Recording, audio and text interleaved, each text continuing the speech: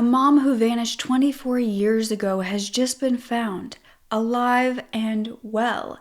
However, she has also been arrested. Oddly enough, there was another woman who vanished a few months prior to Michele in the same area. This is breaking news in a case that many believed was going to be cold for eternity. And yet, this news came as a surprise to everyone, including her children.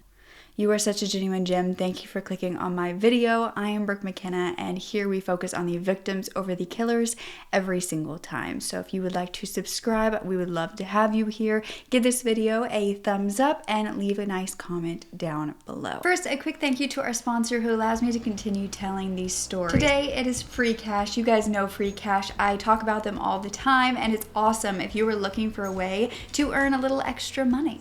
And Free Cash is actually an online platform that allows you to sign up for free, and then you can play games in order to earn real cash rewards. 4.7 stars and over 260,000 reviews on Trustpilot. So it actually works, and it's very simple as well. Basically, you get the app, you pick one of the many games that they have that you would like to play. You enable app tracking so that Free Cash can actually reward your progress with that game. And I love playing when my boyfriend and I take road trips because he's always the one driving, so I'm just in the passenger seat making a little bit of money. And you don't have to spend any money at any time. If you want to, there are some in-app purchases that basically speed up the progress like I did, and you can get bonus rewards. You can earn money completely for free, which is amazing. And then when you're ready, you can just cash out. You can go through PayPal, Venmo, Google Play, Amazon, Apple, Visa, and many more. And if you use my link in the description or scan the QR code,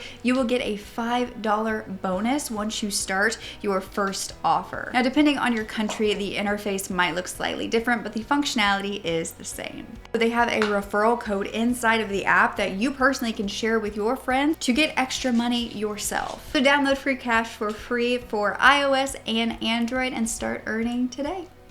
Now let's get back to the story. So back in 2001, Michele Hundley Smith was a 38-year-old married mother of 3 living in Eden, North Carolina. She had an 18-year-old daughter, a 14-year-old daughter, and a 7-year-old son. Everything appeared to be normal. They were just an average family. But on December 9th of 2001, Michele left her home to go Christmas shopping for her children. She was allegedly headed to the nearby Kmart or Walmart, and she left around 8:30 in the evening to go to the shopping area that was in Martinsville, Virginia. This was only about 17 miles from her home. This was not unusual. It was something where she would often go in the evenings after work, after everybody got home from school, to go and do some shopping or errands, and it was getting close to Christmas, so she wanted to go pick up some things for her children, which is why she went alone and didn't bring them. Now, she took her green 1995 Pontiac Transport van and went alone. But Michele would never make it home that night, and 22 days later, she had still not returned. She was reported missing on December 31st of 2001, and we will get into the reasons why it took so long in a bit, but a search began with the North Carolina police and the FBI. Her poster stated that she was born on October 11th of 1963 with brown hair, hazel eyes, weighing about 150 pounds, standing from 5'3" to 5'5". She had a scar on her upper arm and a baseball bat-shaped brown birthmark on her ankle. She was last seen wearing a green blouse, blue jeans, brown moccasins, and a gold ring with 4 birthstones as well as her wedding rings. Her vehicle had a license plate that she paid to have it unique and customized, and this said, "Rockin' On." Now, during the search, her vehicle had not been located anywhere either, and her 3 children were now without a mother. The family stated that she would have never left her children by choice. She had taken her purse, which had her social security card, as well as the social security cards of both of her youngest children who still lived at home, because she kept those in her wallet. So now they were missing as well. Now, throughout the years, her children grew up and always wondered what had happened to to her. There was no sightings, no pings from her social security number. And in 2006, a letter arrived at the family home that was addressed to Michele. Inside, it had her daughter Amanda's name on it as well. This was from Cumberland, Maryland, and so Amanda decided to call the number that was associated with this letter, and she was told that someone had used her social security number for an ambulance ride. They were not able to tell her more over the phone, considering they didn't know if this was really the individual that the social security number belonged to. So they had no idea if this was their mother using her social security number or if someone was using the missing woman's daughter's identity. And if so, how did they receive this? Now, in 2018, which was 17 years since Michele had vanished, her children created a Facebook page to bring her home. There had still not been any updates in her case. They had stated that it took so long to report her missing because she actually left twice before and always came back within a couple of days or weeks. There was no real investigation that was done by police according to her children, and so now they were hoping that she could be found with the help of online sleuths. Now, her daughter had been 14 years old when she had vanished, and this was Amanda. Amanda was the one that really took over the Facebook page, and she wrote in a post hoping that her mother would see it. She said, "If you see this, please know that I'm not mad at you, and I just want to know that you are safe. In fact, to be honest, I would rather find out that you had just left and that you are still alive. I know how hard life can be, especially since I'm grown now, and if you are there and you don't want anyone else to know, just call me. I'll keep it to myself if need be. But honestly, I don't see you leaving and never contacting us. So I'm asking that if anyone has details on this, please come forward. Hell, at this point, I won't even involve the police. I just need answers. I am sick with cancer and I don't know how many trips around the sun I have left, and all I want is to know before I pass. If you wish to remain anonymous, then I will respect your wishes. I just want the truth. I am her middle child and I have not given up in the last 17 years, and I'm not going to give up until my time is up." Now, 2018 was the same year that the State Bureau of Investigation was formally requested to review the file by the Rockingham County Sheriff's Department. Agents began reviewing the past investigation and examining possible leads, but really they were not finding much. Now, her daughter Amanda would go on the Vanished podcast, which I will have linked down below, to speak about her mother. She stated that that day Michele was working outside on her van before she was going to leave. Amanda said she really went everywhere with her mother. She was best friends with Michele, but she could not go that time because her mom was going to pick up Christmas gifts, so she went alone. But Amanda said that night around midnight, her father woke her up and told her that he was worried because her mom had not yet returned.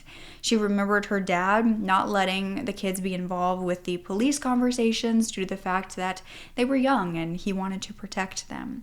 The youngest boy, who was that 8-year-old, had a very hard time with the disappearance, and the Christmas that occurred just after was horrific for everybody. She would talk about how her mother had a drinking problem prior to her disappearance that not many knew about, but she did. Michele had actually been fired from her job at a vet practice a few months prior for drinking on the job, but she had told her family that she had quit this job. She stated that her mom and dad were in an unhappy marriage, they slept separately, and were both having affairs. They argued often and they had a few physical fights, but she said that her dad was a good man and she didn't see him being involved in this. Michele was also trying to keep her drinking problem a secret from her husband because he did not like that she was doing it. He would explode, allegedly, get very angry when he caught her because he was a recovering alcoholic and he was wanting her to be as well. So the middle child, this daughter Amanda, actually knew about the drinking. Her mom would drink when they were out together, and she didn't say anything to her dad because she didn't want to betray her mother. Her daughter stated that after her mom had vanished, she had gone to her dad and admitted all of this, and her dad asked if she knew where she kept the bottles, and Amanda took him out to this little red building that was on their property outside, and they found a bunch of rum bottles that were all empty. Now, Michelle's husband moved on with a woman that he had met at a local bar. He started dating her about 6 months after the disappearance. However, it was said that he knew her prior to the disappearance. It was unknown if this was one of his affair partners or not. But Amanda said, regardless of how this looks, she did not want to believe that her father knew anything and had anything to do with it. And she believed he was at home the whole night when she vanished. I think he just either he assumed something, either he assumed that she just up and left or that he was involved, and I hate to think that.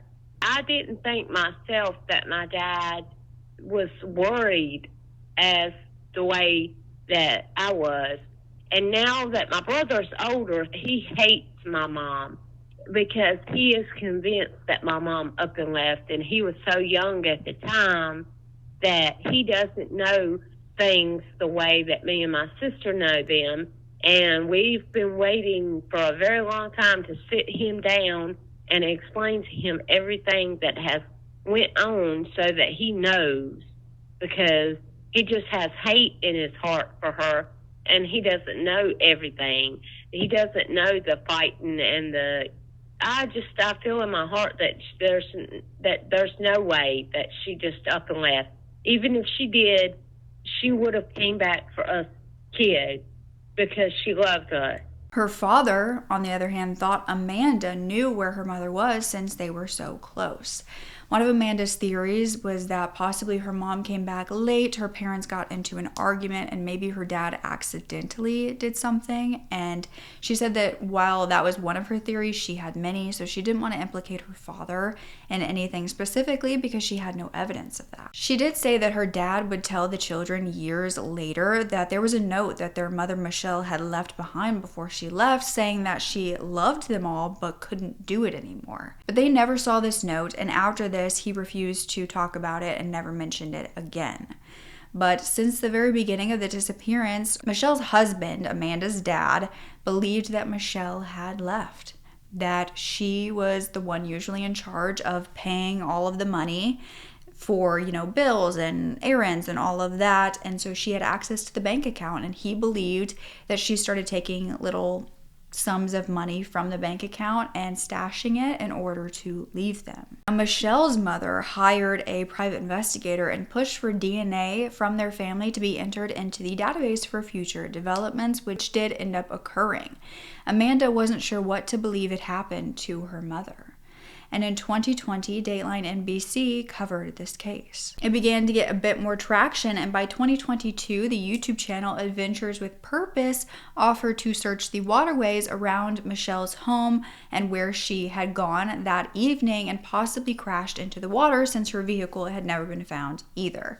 Now, if you don't know Adventures with Purpose, they go out and they try to help find missing people. They have technology that can search under the water, and this has, in fact, helped find quite a few individuals. So Doug and Jared, they wanted to take a look between Eden and Martinsville, where the Walmart, the shopping center, was, and from Walmart to Michelle's mother's house, which she often went to, and could have been where she had headed after going to Walmart to drop Christmas presents off at her mother's home so that her children wouldn't find them. It was known that her mother had not seen her that night at all. She never made it to her mother's home, and it definitely wasn't a set plan, but it could have been something that Michele had tried to do.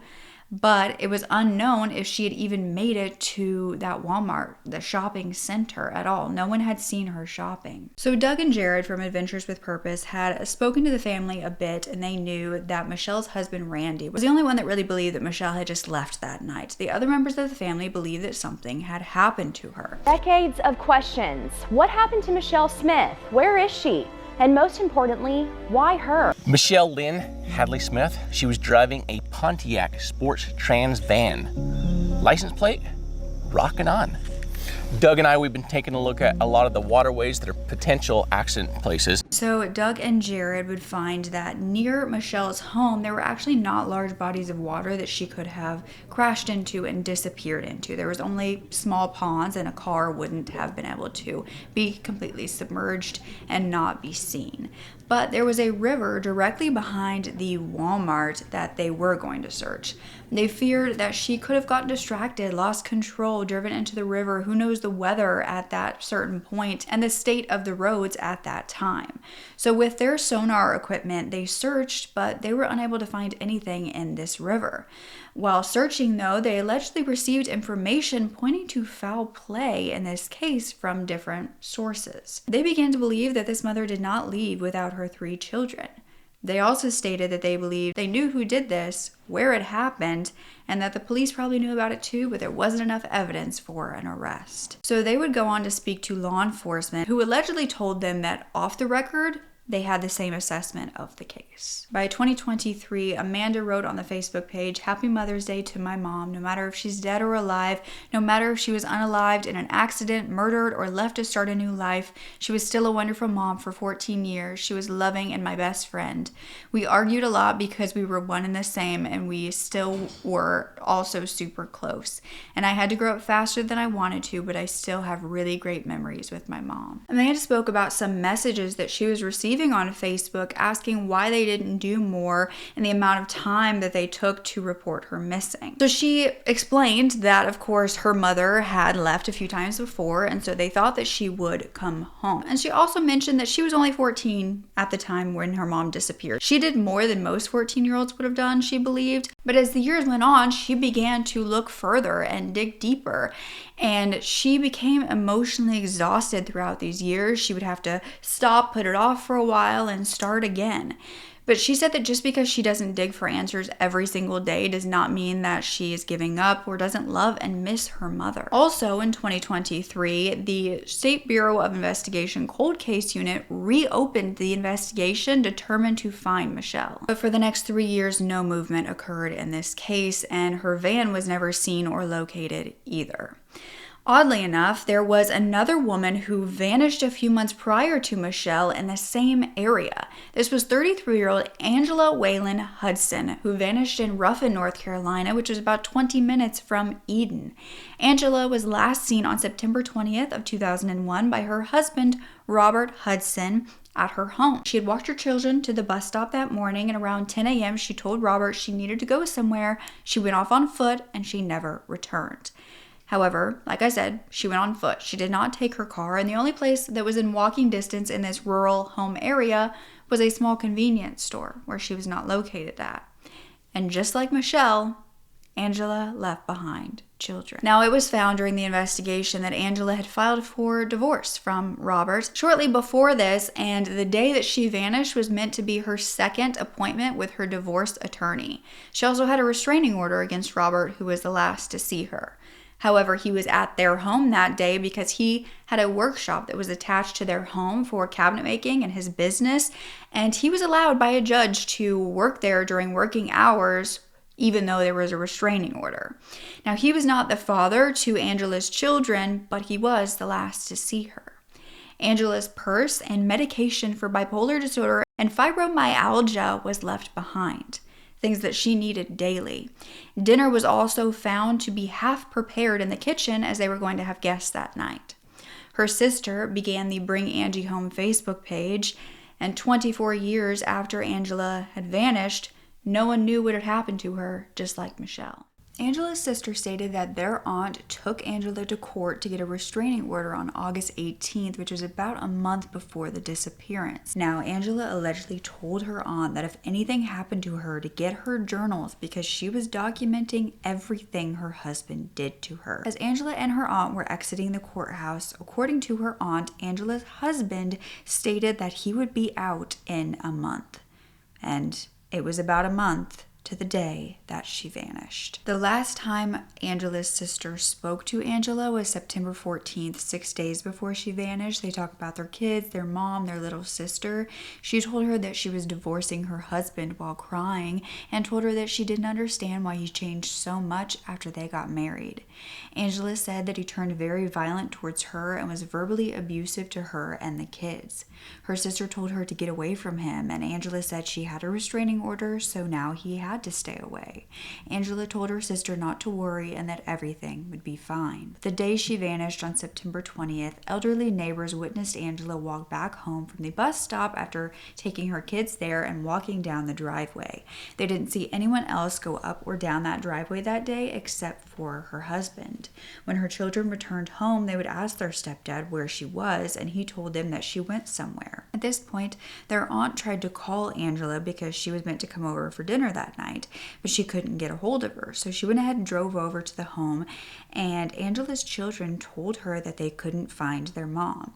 They also showed her that the house phone was broken. So the aunt tried it herself and found that it was dead.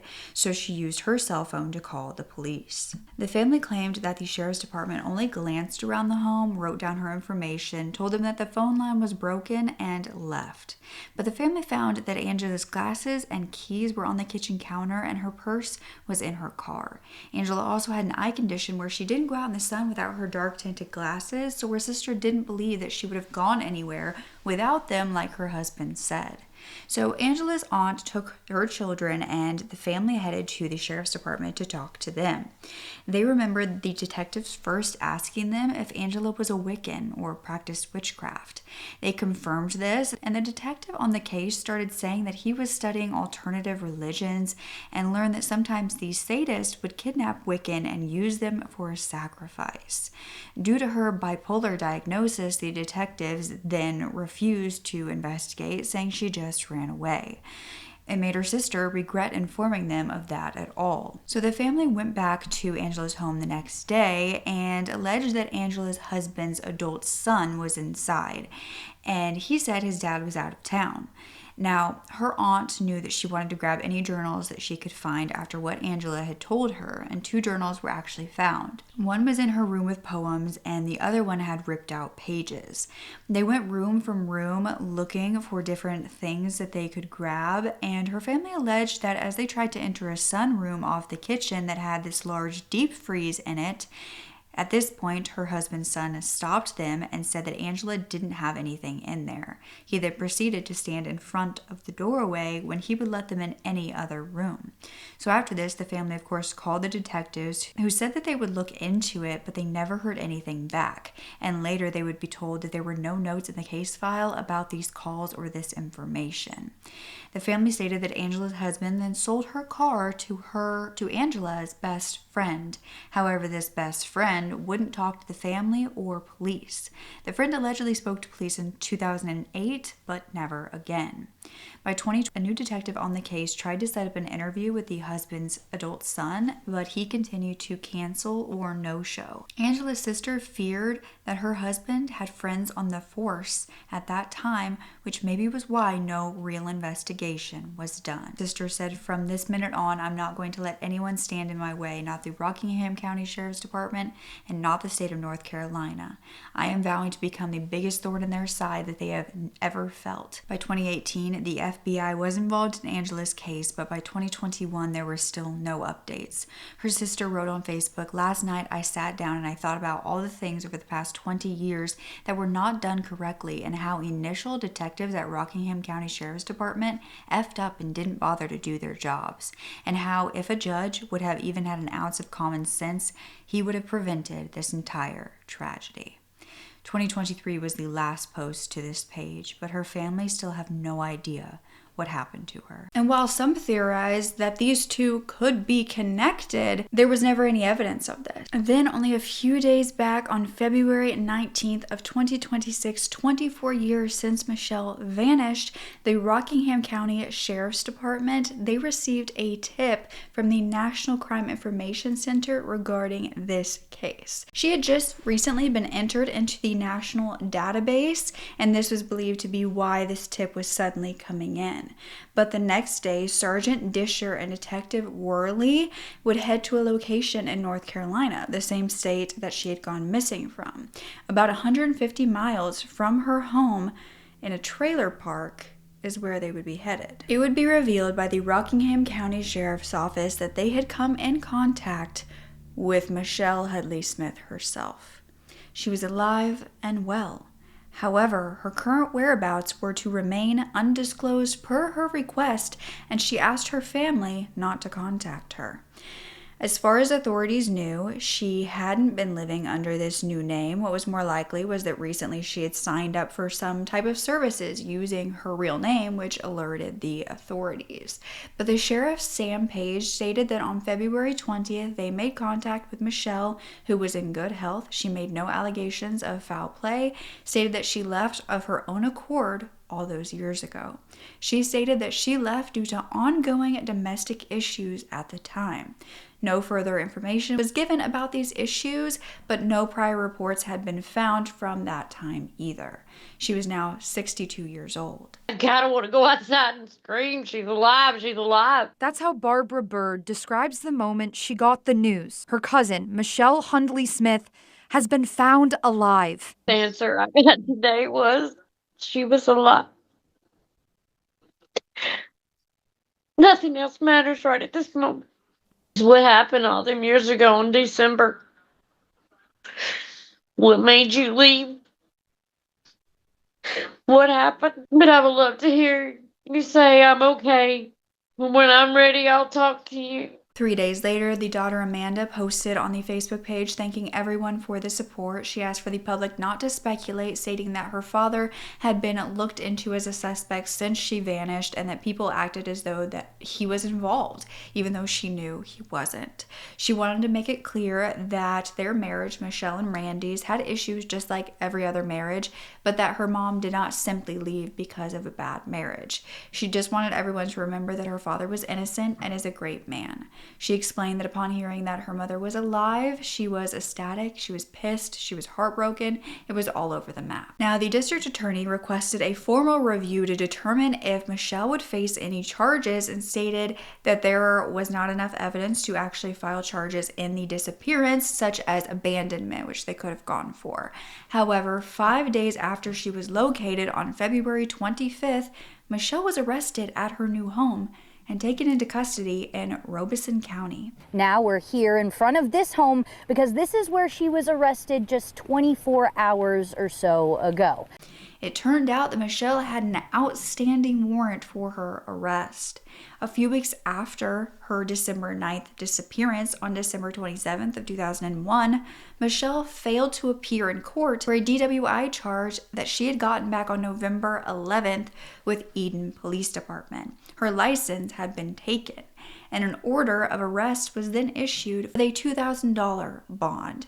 4 days after her warrant was issued, she was reported missing. About a month later, in January of 2002, the court formally recorded failure to appear, and by May of 2002, there was a dismissal by the DA since Michele could not be found in order to appear for her charge. However, her warrant remained active, and an attorney stated that if a judge issues an active arrest warrant, law enforcement has to serve it if they know where you are, whether it's 24 years later, 50 years later, 100 years after the crime was committed. Michele has now posted bond and is scheduled to appear at the Rockingham County District Court on March 23rd. Now, WFMY News 2 visited her residence, Michele's residence, on the 26th for an interview. And while many places in the media have stated her address, I don't feel that is necessary or a good idea, especially from a woman who wants to be left alone.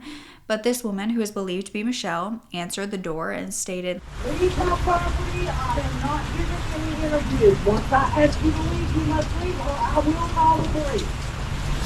Okay, thank you. I have a witness on the phone with me right now, so once I tell you to leave, you must leave. A neighbor stated that she was this private woman who rarely came outside except to take her dog out, and that her husband died about a year ago. Another neighbor stated she kept a quiet life with a man and they had been there for years.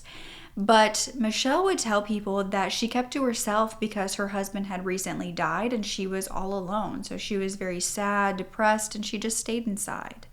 A man was found to have lived there and passed away in 2024.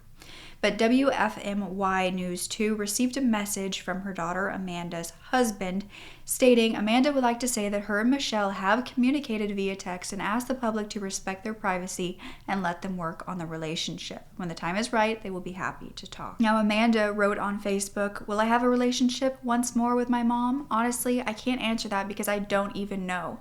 My initial reaction would be yes, absolutely, but then I think of all the hurt. But even then, my mom is only human, just as we all are.